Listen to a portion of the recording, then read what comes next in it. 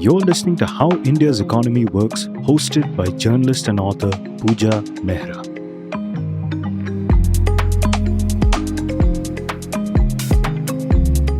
Hello, I'm Puja Mehra. If you go by the Western media, China's decades-long miracle is now wobbly because growth has slumped, its famously industrious workforce is shrinking, its wide property boom has turned to bust, which has made the Chinese wary of spending.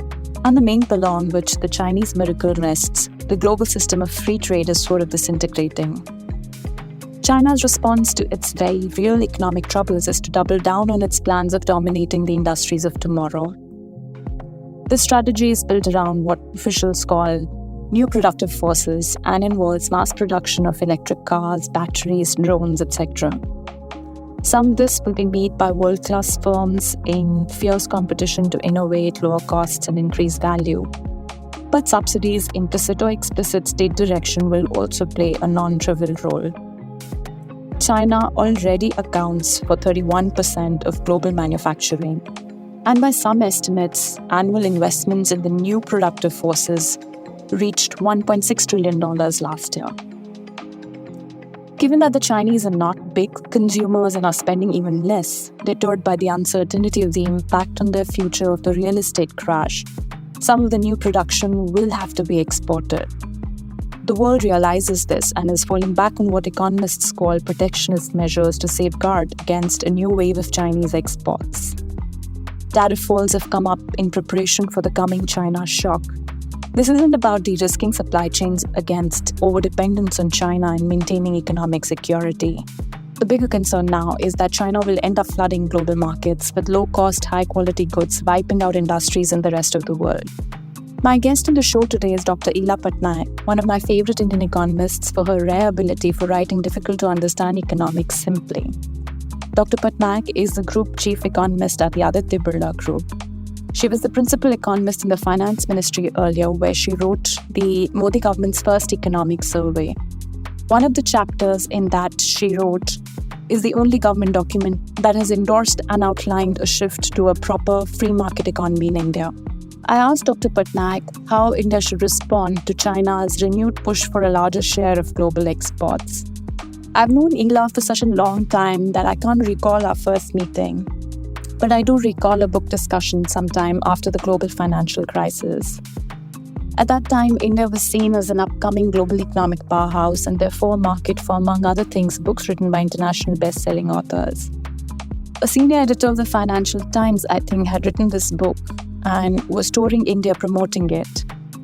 At a discussion, he expressed much appreciation for how India's handling of the global financial crisis was, according to him, far superior than that in the US, where the regulators had failed to see in time that a crisis was brewing.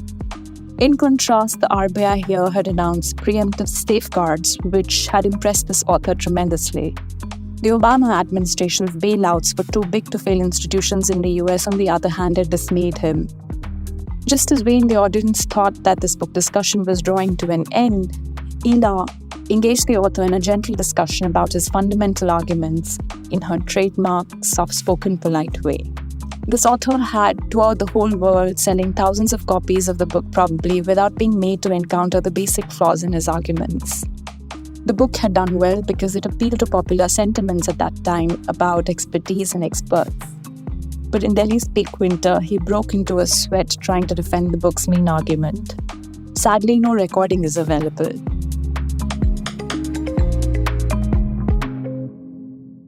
Hi, Ila. Thanks for coming on the show. Hi, Puja. Thanks for having me.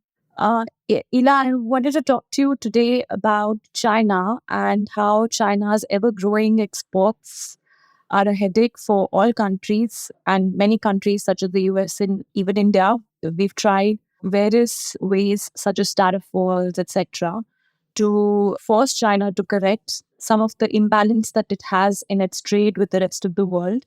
But nothing seems to be effective, and China's exports just keep growing and growing and growing. And India's especially struggled against that. So I wanted you to help us understand today, how is it that we struggle with all of China's exports that come into our economy? And also, how have our responses to that been? Have they been effective or not? Okay, so let me just start with the current scenario in China and then move on to India and then try and answer your question. Okay, so for background, we know that post COVID China has been slowing down. Also, the trajectory that it's expected to have is slower. So, we have saw all these decades of double digit growth or very high growth, nearly 9 to 10% in China. Those have now moved to around 5% in the coming years. China is expected to be slow. However, China has built up a lot of capacity.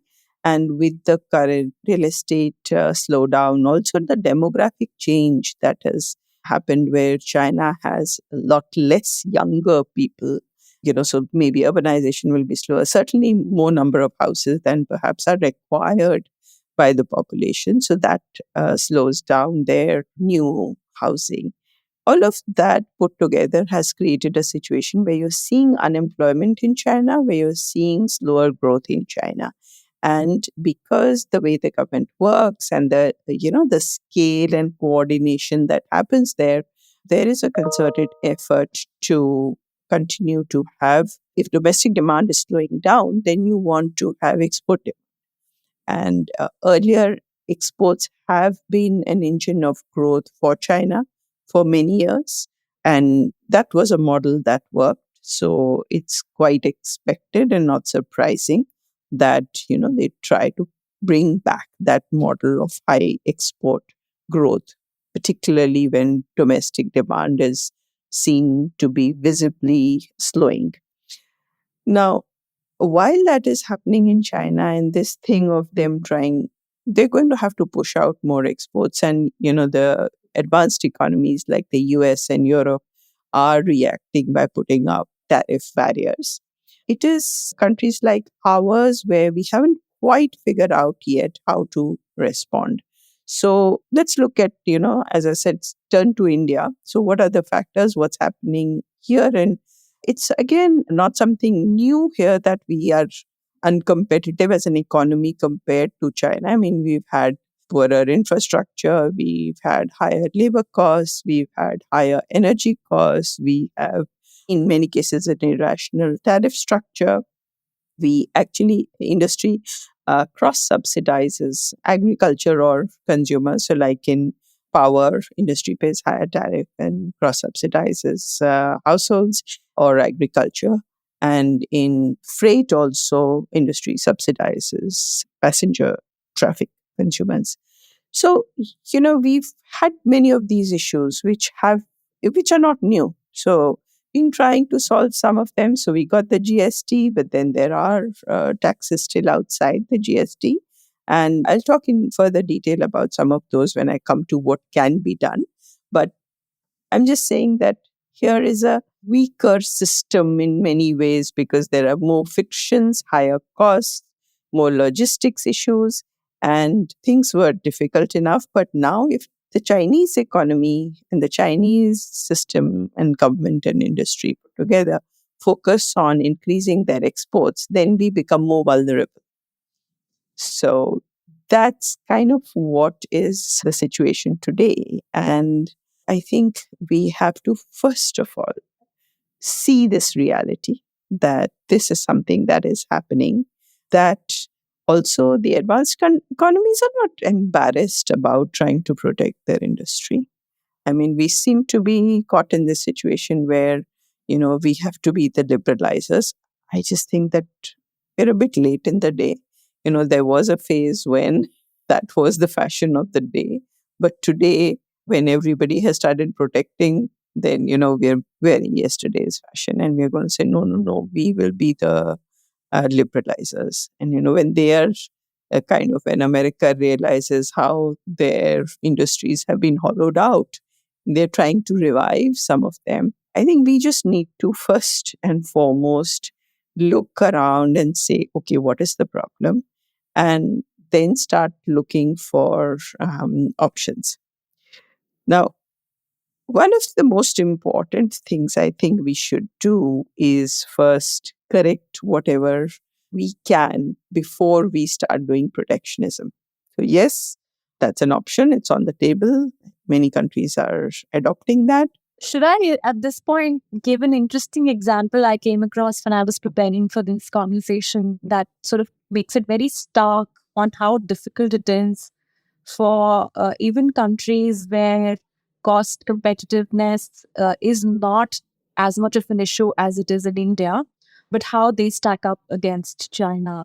So, talking about EVs, electrical vehicles, I read somewhere that the cheapest electrical vehicle available in the US market right now is the Nissan Leaf, which costs about $28,000. The average cost of EVs in the US is $58,000. More than half the US sales of EVs are by Tesla. The cheapest Tesla available is $48,000. BYD, a Chinese electrical vehicle maker, sells in Mexico. They don't sell in the US, but they sell in Mexico a model called the Dolphin Mini for just $21,000. And in the Chinese economy, their newest model is the cheapest and it sells for just $10,000. That's the sort of cost competitiveness that we're talking about between the US and China. So that should probably help put in perspective a little how difficult it is going to be for India, which you were just explaining. Yeah. So, I talk to a lot of people in industry, and the story I hear is that the scale at which the Chinese produce, as well as, the coordination of industry with government, whether it is for, setting a strategy for how to export, how to set prices in another country, whether it is a strategy for reducing costs, they're able to coordinate with the government, and therefore the whole policy framework that gets created to support industry to achieve certain goals. I think that puts them somewhere else. I'm not sure whether it's good or bad. I'm not passing any judgments on that. But we are nowhere near anything like that. And perhaps we'll never be able to do that kind of coordination because, they have these very large monopolies and the scale at which they're operating.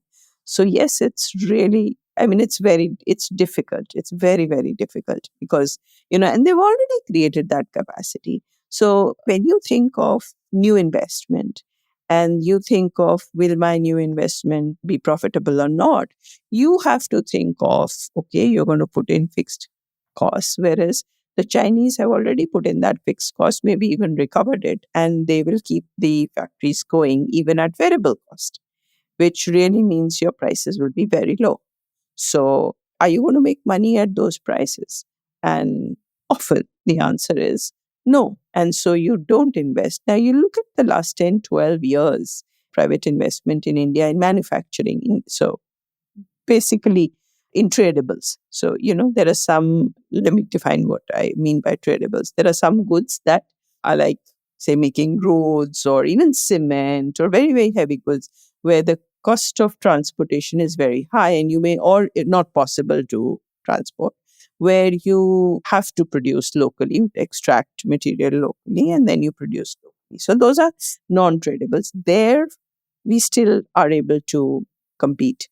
But when it comes to tradables, where you can import, and often the price is set by the international price, which means the price determined more or less because of the large supply and demand from China.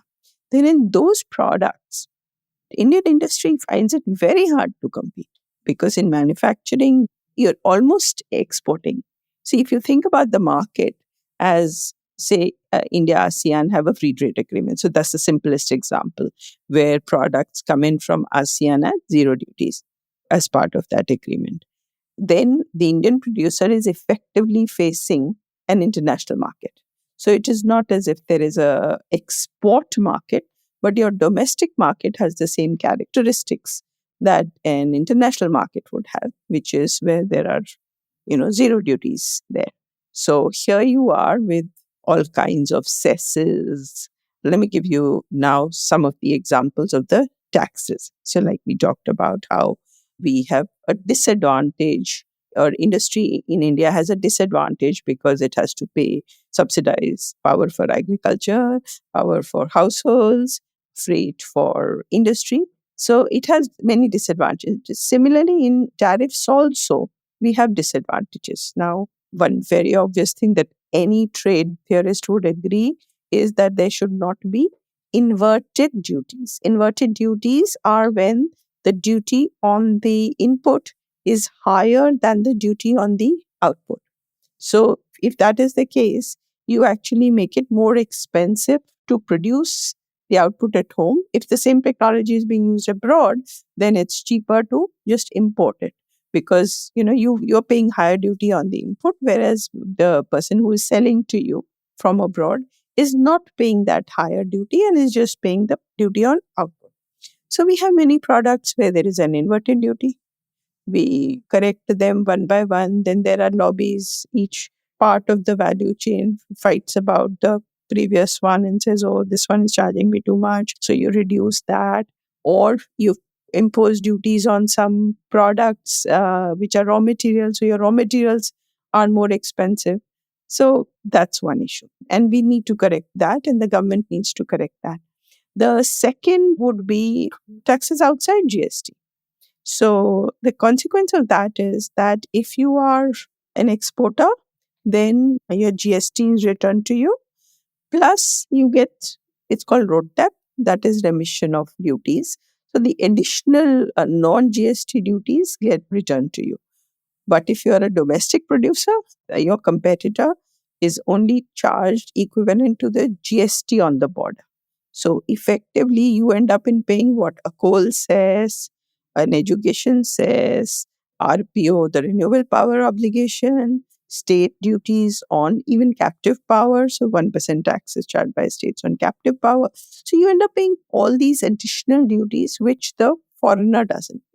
So those are the kind of things that we have to do even before we turn to trying to put protective tariff or non-tariff measures.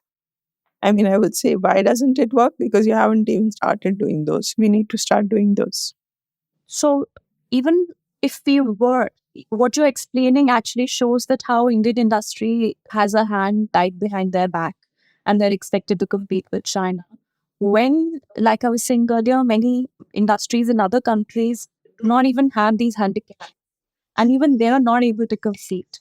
So once we talk about removing these handicaps, that's one. And then once we come to the stage where those handicaps are not holding back industry or increasing costs, then what needs to be done? Because that alone also will not take care of the China problem. Am I right? I would say that first and foremost, get rid of the handicaps. Okay. And then look case by case on if there is evidence of dumping, don't hesitate in imposing anti-dumping duties. If there is evidence of malpractice, if there is evidence of, where our rules require us to be, say, sustainable, and there China is, say, cutting down forests. Okay. If there is a difference in the forestry laws or what we have to do, which impose higher costs, then you have to go down that route and put up what may be termed as non-tariff barriers. So first, get rid of your self-created disabilities.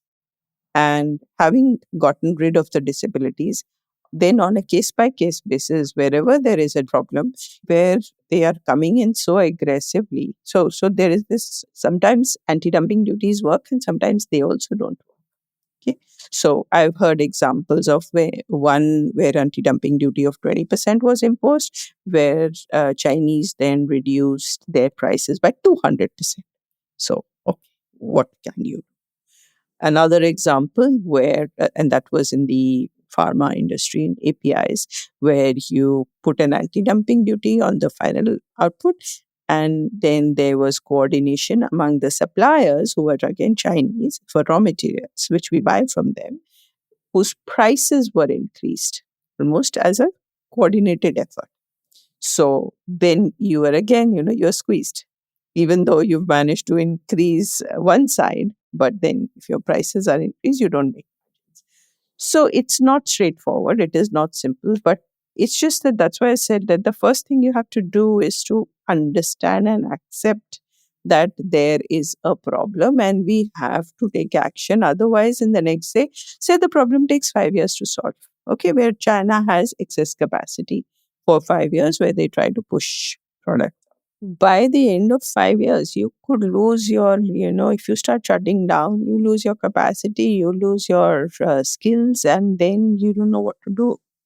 I mean, today the steel industry is crying that, because of the lower demand for steel in China, because of the real estate slump, the steel prices go down. And once prices go down, your profit margins go down. So, even if the steel comes through Vietnam, I mean, I've heard of a story where an entire plant has been moved to Vietnam because Chinese steel has 5% duty, whereas with Vietnam is part of the ASEAN agreement, and so there's no duty on that. So it gets moved there, and then they have an agreement, so they can import the steel from China to Vietnam at zero duty.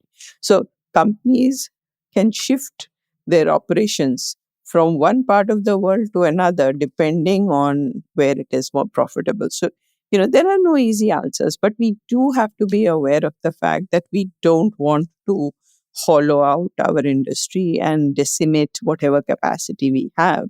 And is most likely a temporary phenomena, would go away in 5, 10 years, maybe 5 years. They may adjust fast because they will also not keep adding capacity, right? So eventually there will be a catch up. But I think in the interim, we do need to worry. It's interesting you say this, Ila, because you're a free market economist. I have always read you when you write making free market arguments. And it seems to me when I read your colleagues, especially in the US, there seems to be no solution in dealing with China through the free trade way. They spend so much, the Chinese government spends so much on industrial policy, almost double of what the US spends. So, do economists have a solution as yet to the China problem, or this is just going to carry on with tariff walls and all the removal of the handicaps that you're discussing? So first, I think that most of the theory that we studied, in school, college, university was based on perfect competition. Then, of course, we also studied monopoly. We studied Krugman's models, but we have not really seen anything like what we are seeing today, where a government is helping industry, coordinating with industry to undertake this sort of an export and industrial policy where we've not seen anything like that. I really don't think the economic models and the tools we have with us today really help us understand some of these. And I completely confess that before studying this and seeing the last few years what is happening, I would also be easily taken in by those arguments that, yeah, you open up, it's better for the consumers. But is it better for the consumers is the question, because, when consumers are also ultimately the ones who get the jobs. That's one problem. And that's, I think, how the US is approaching it. That the politics goes completely against you. And, we live in a world where we live in democracies. And when the politics goes against you, you have masses of people who are resentful because they feel they've lost their jobs because industry has moved out of the US to China. China is the factory of the world. And then you have this whole politics revolving around a question of job. So, not to say whether it's right or wrong, Puja, I want to just say that this is the reality of the world. That today, the reason why people are trying to address this question and putting up tariff walls is because otherwise the politics takes them to a place where, see, Biden did not remove the Trump taxes on China. Biden administration, in fact, was even more aggressive. And I'd like to add, it's not just the politics, but to have 60% of global manufacturing in just one country is also a security threat, like we saw when the supply chains got disrupted after COVID. So I do see the dilemma that free trade economists have here on how to cope with the China view of. Yeah, and what worries me is the third question, that maybe China's model is not sustainable. So, if all of us are depending on the sustainability of the China model, that they will continue to, work in factories. I mean, after the one-child policy, the demographics has changed. The current demographics is not what, it was. It is not the protectionism and the export growth that has led to the domestic slowdown. It is the domestic slowdown that is leading to the export push that is causing the protectionism. So if you look, let's say you look at the data for exports about a couple of years ago, despite the tariff walls, you did not see a decline in exports either to the US or to Europe. Okay. Yes, the growth rate of exports slowed down from China to Europe and US. The growth rate of exports slowed down, but they continued to grow and it was positive growth. So, you're not seeing that exports went away. That really didn't happen. Does China have the capacity to continue to be the factory of the world even after its own young population is declining? If their system is dependent on government pushing infrastructure and that keeping demand up, I mean, they are trying to rebalance for quite a while. They're trying to rebalance their own economy and reduce their dependence on exports and turn towards consumption, not particularly successfully, but that has been last 10 years. That's what they've been trying. So if we say, okay, let us all just import from China and forget about, I don't know what we will give them instead, because at the end of the day, one has to produce and sell something. I'm not saying there has to be bilateral trade balance, but at the end of the day, if you keep importing things, you'll have to give something.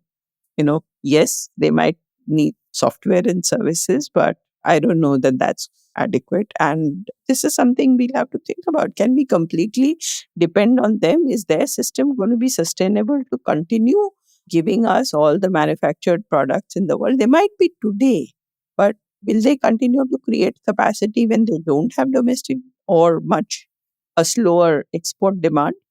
So I worry that if we don't think adequately about these and we just, choose the path where we say, okay, let domestic industry get decimated, we might be in for trouble. And consumers will end up facing higher prices in the longer run and shortages and difficulties than they might if we were not to do the same. So it's kind of not, that one is not being, open to markets, but kind of more of, solve this problem thinking through time and through various constraints and their demographics and so on, not just in isolation. And have you seen anything at all around the world which has had some, which can be replicated, which has had some success? One. And two, if there are no economic policy tools, then does the solution lie in politics? Does the world need to have a conversation with China, which itself is very difficult, but, can something like that then be the way out? I think it's too early to say because countries like ours have not even yet woken up to the fact that how big is the threat. So we have to get ourselves up. I mean, even when you talk to industry, there are people in industry who say, no, we should import from China because they're getting cheap products, right? So they're getting cheap raw materials compared to what it might have been here. You're talking about an example of a successful strategy. I am saying first we have to have awareness of the problem, then we have to develop a strategy, then we have to implement it, then we have to see whether it's successful or not. So no, I have not seen a success. So actually what you're saying is we first need to take a economy-wide view rather than an industry-specific views, because then we get lost between the winners and the losers of doing trade or importing a lot from China. Oh, true. Absolutely. Right. Thanks so much. Thank you for having me.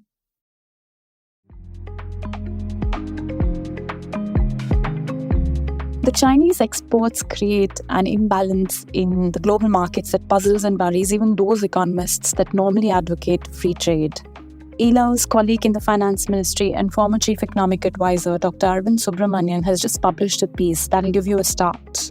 He has shown using data how ineffective the retaliatory policies being used around the world to correct China's export dominance have been. China's share of global exports was less than 1% in 1985. This had increased to 12% by 2007, just before the global financial crisis. In global exports of footwear and apparels, its share was more than 50%. This base was built using aggressive export promotion policies. The Chinese central bank was buying forex to keep the exchange rate competitive. And at the peak, their foreign exchange reserves were as much as $4 trillion. After the global financial crisis, under pressure from the US, China let its currency appreciate by as much as 50% in 10 years. More recently, tariff walls have come up. And yet, China's export competitiveness has not reduced. Its share in global manufacturing exports rose from 12% around the time of the global financial crisis to 22% in 2022. Dr. Subramanian has concluded in this piece that conventional policy levers are not working against China's export dominance. What will work, we still don't know. While the exports figure that out, in the meantime, India must, as Ila explained, get some things that are within our control and order, I suppose.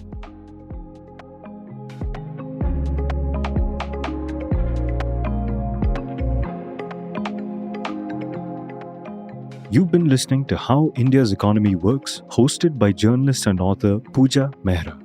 Do stay connected with more of our coverage at The Core. You can check out our website or sign up to our newsletter at www.thecore.in. That is www.thecore.in. Do also track us on LinkedIn, where we usually post synopses or extracts of our top stories and interviews.